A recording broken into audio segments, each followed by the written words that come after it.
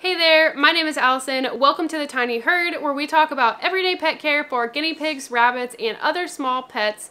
Today's video is the fifth and final video in my DIY guinea pig cage liner series. That's a mouthful. But I have been showing you guys step by step how to make your own guinea pig cage liners for your guinea pig cages, and we are on the last and final part. So if you missed all the previous videos in this series, they will be linked down below in a playlist. I highly recommend you check those out if you are looking to make your own liners.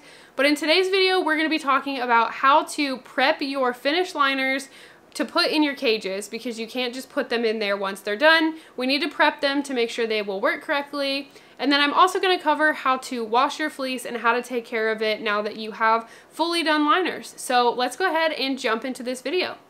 Alright, so to get started with the wicking process, we're going to take our freshly sewed fleece items and take them over to the washing machine.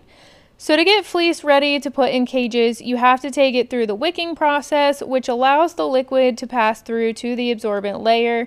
And to do this, we're basically going to take it through an extended washing process. So we're going to load up the washing machine here, and I'll show you guys the settings and detergent I use in a second. But basically, the gist of wicking fleece is you wash it in the washing machine 3 to 4 times, testing it between the 3rd and 4th time, which I will show you. And you do that until the liquid will pass through within about 2 to 3 seconds. So this load is ready to go. I'm going to show you the settings here. So I just use the largest, and then make sure you put it on hot water to get it to wick. And then for my washing machine, I just use the regular cycle. I do use laundry detergent as well, so you want to use one that is free and clear with no added scents. I just use a normal 1 load amount for this because it's really just cleaning off anything from being in the fabric store. And I don't use detergent for the 2nd, 3rd, or 4th load. I just rerun the washing machine. So this is pretty much what you do to get fleece to wick. I'm going to leave this for now and we'll test it later, but I'm going to do this about 3 to 4 more times. So I told you guys that I would show you how I test the fleece. So this fleece has gone through 3 washes, 3 cycles in the washing machine. So I'm going to pour a little bit of water on it and see how long it takes to soak in. So you can see here, I've poured it on there a couple times and it soaks in pretty quickly, but some of the water does roll off of it. So I'm going to try it on the other side as well. So you can see here, soaks right in, takes no time, just soaks right in, and that's what you want. That means the fleece is ready.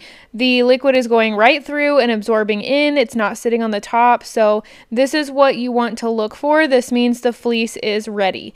I like to test it on both sides just to be sure. So since the B side is not quite as there as the other side, I did go ahead and put this back in the washing machine 1 more time. So we have 1 more cycle, and then I will hang all of this up.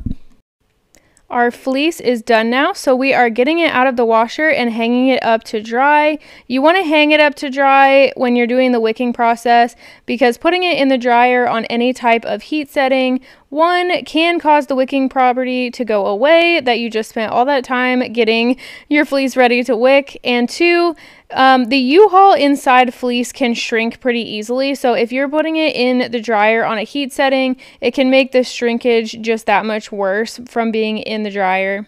So that is pretty much what you do to get it to wick. Your fleece should be ready to go at this point. You can put it in the cage when it's dry.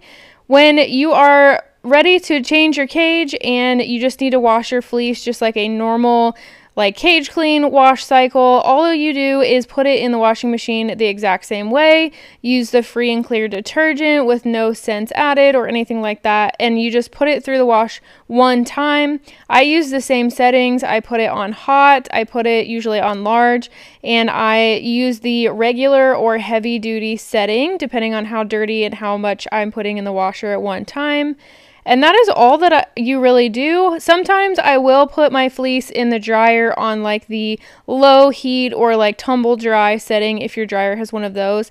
The one that's more of just a fluff dry, not a heat cycle, because that can speed up the drying process a little bit if you're doing a lot of laundry, but it keeps my fleece from shrinking and doesn't cause it to lose that wicking property. So that is how you get your fleece to wick, and the really quick explanation on how to wash it, because it's pretty much the same exact process. So you are now ready to put your liners in your cage and get them enjoyed by your piggies.